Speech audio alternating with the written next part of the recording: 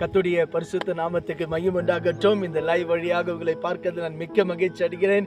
It gives me a great joy to see you through this live video. Hallelujah.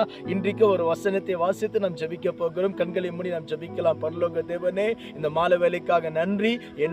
எங்களோட பேசுங்க இயேசுவின் நாமத்தில் பிதாவே, ஆமென். ஹல்லேலூயா. அன்பானவர்களே, ஏசாயா எழுதின தீர்க்கதரிசன புத்தகம் 32ஆம் அதிகாரம் 15ஆம் வசனம், the book of Isaiah chapter 32 verse number 15 வேதம் சொல்லுகிறது, உன்னதத்திலிருந்து ஆவி அந்த வனாந்தரத்தில் ஊற்றப்படுகிற வரைக்கும் வனாந்தரம் அப்படியே இருக்கும் என்று வேதம் சொல்லுகிறது. Hallelujah. Unless the spirit is poured out upon us, the wilderness shall be like a same. Hallelujah. அன்பானவர்களே, நாம் பார்க்கக்கூடிய இந்த வனாந்தரத்தை யோசித்து பாருங்க. உங்க வாழ்க்கை ஒரு வனாந்தரத்தை போல இருக்கலாம். வேதத்துல பாருங்க, வனாந்தரத்தை பத்தி பல வசனங்கள் சொல்லப்படுகிறது. வனாந்தரம் தண்ணி இல்லாத ஒரு தேசம், வனாந்தரம் மிருகம் இருக்கிற தேசம், வனாந்தரத்துல ஜனங்கள் குடியிருக்க முடியாது. ஹல்லேலூயா. வனாந்தரத்துல எந்த ஜனங்களும் நடமாட முடியாது. வனாந்தரம் பலவிதமான மிருகங்கள் இருக்கிற இடங்கள். அன்பானவர்களே, ஹல்லேலூயா.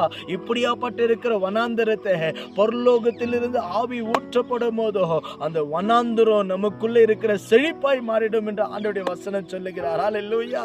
அன்பான சகோதரனே, சகோதரியே, இந்த செய்தியை கேட்கிற உன்னை பார்த்து கர்த்தர் சொல்லுங்க, பாஸ்டர், என்னுடைய வாழ்க்கை ஒரு வனாந்தரமா இருக்கிறது. பாருங்க, வனாந்தரத்தை பத்தி நீங்க பார்த்தீங்கன்னு சொன்னா எப்படி ஒரு முள்ளு செடி எல்லாம் இருக்குது பாருங்க. ஒரு ஆட்ரா இல்ல. இது விதிக்கப்படாத தேசம், இருள் இருக்கிற ஒரு தேசம். ஹல்லேலூயா. தண்ணி இல்லாத இருக்கிற ஒரு தேசத்துக்கு பேர் தான் வனாந்தரம். உங்க வாழ்க்கை ஒரு வனாந்தரமா இருக்கலாம். உங்க குடும்பம் ஒரு வனாந்தரமா இருக்கலாம். ஒரு வேலை, நீங்க இருக்கிற செய்கிற வேலை வனாந்தரமா இருக்கலாம். பாஸ்டர், சம்பாதிக்கிறேன் ஆனா வனாந்தரமாய் மாறுகிறது. குடும்பத்துல சமாதானம் குறை ஒரு வனாந்தரமா இருக்கலாம்.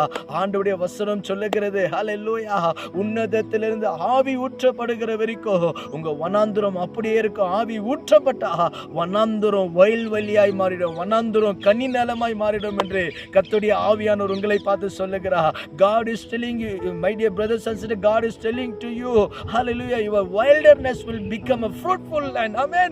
Hallelujah. எனவே வசனத்தை நம்புங்கள், விசுவாசிங்கள். கர்த்தருடைய கரம் உங்களோடு கூட இருப்பதாக. கண்களை மூடி நாம் ஜெபிக்கலாம். பரலோக பிதாவே, இந்த வேலைக்காக நன்றி அப்பா. இப்படியான வனாந்தரம் இயேசுவின் நாமத்தில் வயல்வெளியாய் மாறட்டும். ஆவியானவர் ஊற்றப்படுங்க, ஆவியானவர் ஊற்றப்படுவீராக, ஊற்றப்படுவீராக. இந்த வனாந்தரம் அனுபவம் மாறுவதற்காக ஸ்தோத்திரம், ஸ்தோத்திரம், ஸ்தோத்திரம். ஆண்டவரே, எங்களோடு என்னோட நீர் பேசின வார்த்தைகளுக்காக நன்றி.